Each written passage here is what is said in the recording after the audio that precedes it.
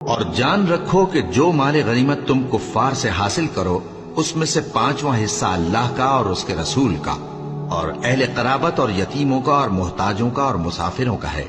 اگر تم اللہ پر اور اس نصرت پر ایمان رکھتے ہو جو حق و باطل میں فرق کرنے کے دن یعنی جنگ بدر میں جس دن دونوں فوجوں میں مٹ بھیڑ ہو گئی تھی ہم نے اپنے محبوب بندے محمد صلی اللہ علیہ وآلہ وسلم پر نازل فرمائی، اور اللہ ہر چیز پر قادر ہے۔ جس وقت تم مدینے سے قریب کے ناکے پر تھے اور کافر دور کے ناکے پر اور قافلہ تم سے نیچے اتر گیا تھا،